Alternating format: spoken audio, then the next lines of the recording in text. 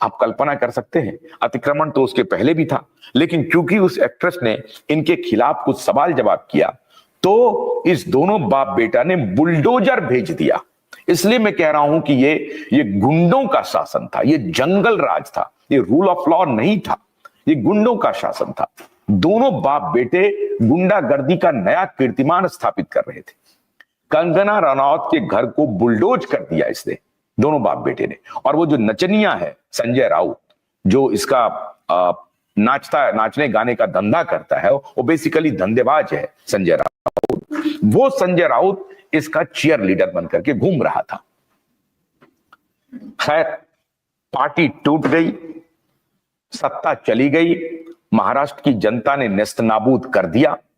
अब हमारा सवाल है, ये सबसे महत्वपूर्ण सवाल है कि भाई देवेंद्र फडणवीस जी मुख्यमंत्री बन गए हैं, आपके पास होम मिनिस्ट्री आ गया है।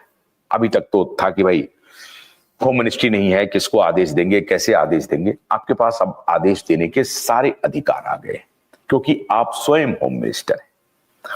अब आपको बताना पड़ेगा देवेंद्र फडणवीस कि आपका परमवीर सिंह से क्या रिश्ता है।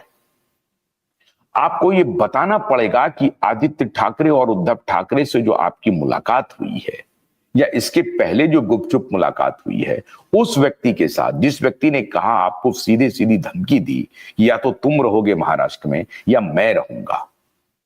महाराष्ट्र की जनता ने कहा कि नहीं, देवेंद्र फडणवीस रहेगा, ये नहीं रहेगा। लेकिन महाराष्ट्र की जनता के साथ जो धोखेबाजी कर रहे हैं आप, इसके पीछे का राज क्या है? देवेंद्र फडणवीस जी, आपको साफ साफ बताना पड़ेगा कि अब आपको कौन रोक रहा है। एसआईटी हमने तो गठित नहीं की थी, एसआईटी आपने गठित की थी 2022 में की थी, दिसंबर 2022, दिसंबर 2023, दिसंबर 2024, 2 साल बीत गए, 24 महीने खत्म हो गए, 12 दूना 24, 24 महीने खत्म हो गए, एसआईटी कहीं नहीं पहुंची। इसको बेशर्मी नहीं कहेंगे तो क्या कहेंगे, निर्लज्जता नहीं कहेंगे तो क्या कहेंगे। 2 साल में 1 साल तो बिना ऑफिसर का रहा एसआईटी। 2022 दिसंबर में जो घोषणा की, तो 2023 नवंबर दिसंबर तक आपने एसआईटी में कौन है, कौन लोग हैं, कौन लोग जांच करेंगे, यही पता नहीं था।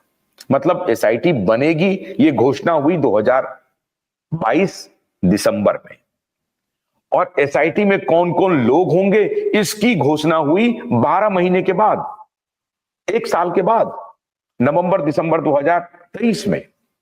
और अब नवंबर दिसंबर 2023 भी गुजर गया, दिसंबर 2024 भी गुजर रहा है।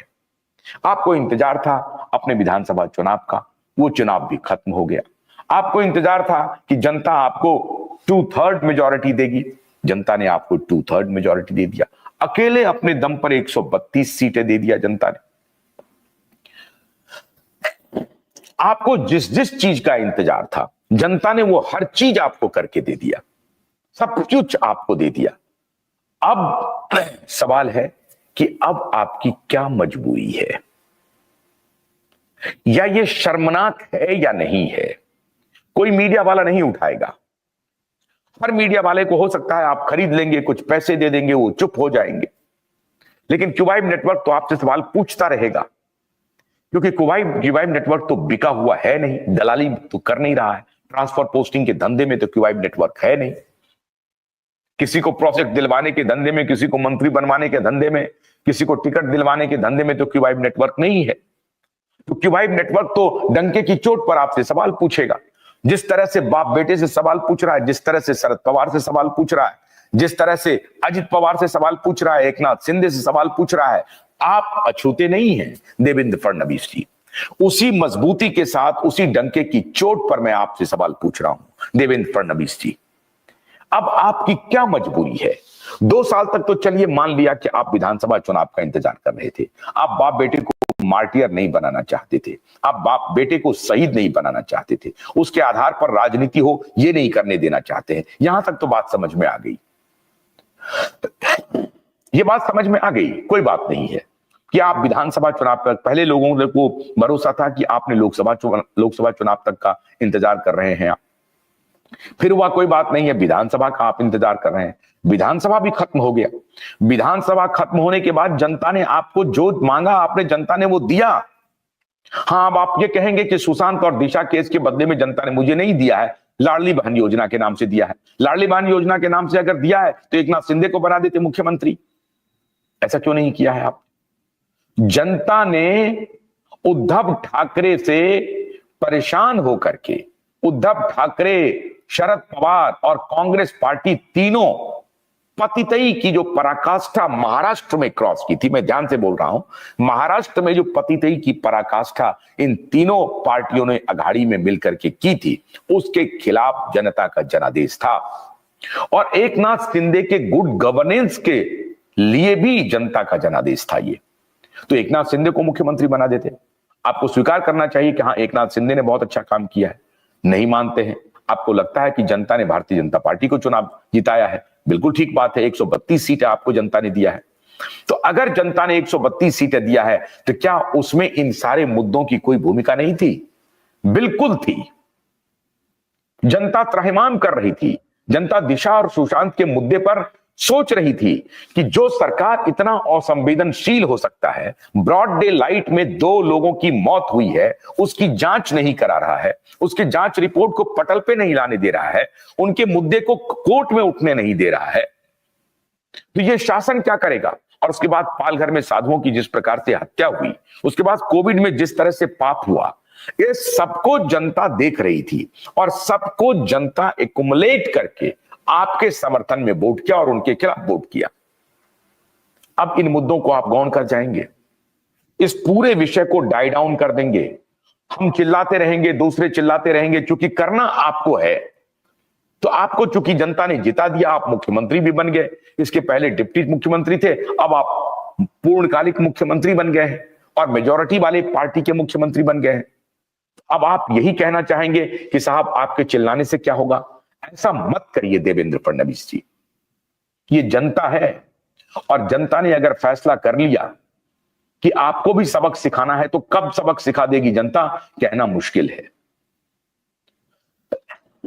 अभी तो जनता शरद पवार, कांग्रेस पार्टी और शिवसेना उद्धव को सबक सिखाने पे लगी हुई है। उनकी सारी पार्टियां भी टूटने वाली हैं, आगे भी टूटेंगी। आपके लोग काम पे लगे हुए हैं उन तीनों पार्टी को तोड़ने में। हमारी शुभकामना भी, आप तोड़ भी डालिए। लेकिन अब तो देवेंद्र फडणवीस जी, आपके पास गृह मंत्रालय आ गया है, गृह मंत्रालय आपके पास है। हम आपको बेनिफिट ऑफ डाउट दे रहे हैं कि चलिए, आपने इंतजार किया विधानसभा चुनाव तक का, क्योंकि आप राजनीतिक लाभ नहीं उठाने देना चाहते थे। राजनीतिक लाभ क्या, जनता ने झोली भर दी है आपकी।